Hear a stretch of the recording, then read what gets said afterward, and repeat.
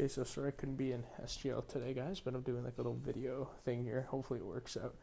So I have this rough drawing here, not to scale. It's the gallbladder, stomach, liver, and duodenums here. Okay, so in cholecystitis, essentially what happens is you have a patient with a bunch of gallstones in their gallbladder. Okay, so what happens with the gallstones is when, say, the patient eats something and bile is necessary for digesting this in the duodenum, the eye cells in the duodenum release CCK. We're all familiar with that. CCK travels through the blood to the gallbladder, and this causes the gallbladder to contract. Okay, so the gallbladder contracts, and what could happen is one of these gallstones can get launched into the cystic duct. So it'll get lodged in here. Okay, so say you have a lodged this gallstone in here. So what happens in response to this is the gallbladder starts to get inflamed. Okay, it can't seem to get rid of its contents, so it's going to start inflaming. It thinks something's wrong.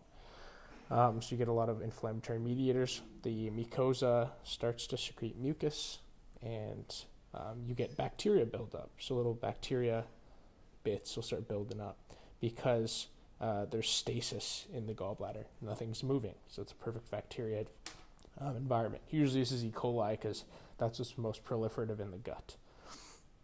Okay, so what happens after this is that because of this progressive inflammation, there's actually spots in between the gallbladder. It becomes sort of permeable, so bacteria can start making their way out into the intraperitoneal cavity. Okay, when this happens, it causes an inflammatory response, an immune response.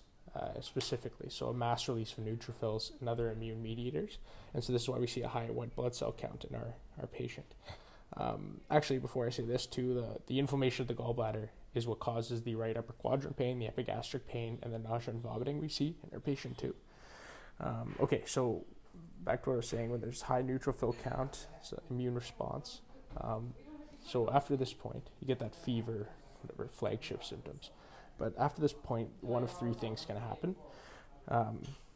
First thing is either the gallstone can be passed, so it can be sent into the duodenum and then get expelled through the GI system, or it can just stay there and continuously be stuck. And when this happens, basically the gallbladder will continue to inflame. It'll get bigger and bigger, more swollen.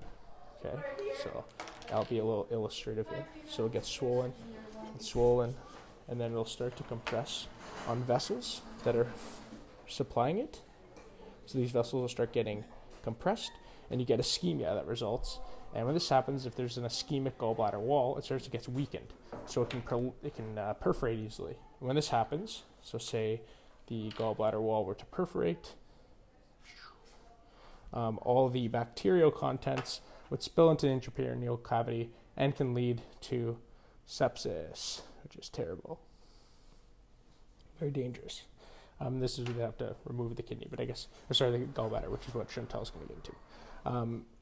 So the last option of what can happen to the gallstone is it can get dislodged and then move further down the common bile duct and then get lodged there.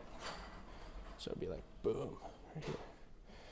And when this happens, the bile will back up, not just into the gallbladder, but into the liver, okay? And when the bile backs up all the way up here to the liver, basically the liver, there's a number of hepatic bile ducts lined by these hepatocytes.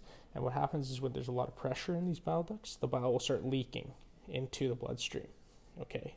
So it'll shoot in the bloodstream. And this is why we see jaundice, because this conjugated bilirubin, which is what it exists in the liver as, it'll start leaking into the blood, and then that's when you get that high bilirubin count. Also, these cells, when the bile is moving past them, they'll get damaged and release ALP, which is why we see that high ALP count. So that's like a brief overview of cholecystitis pathophys.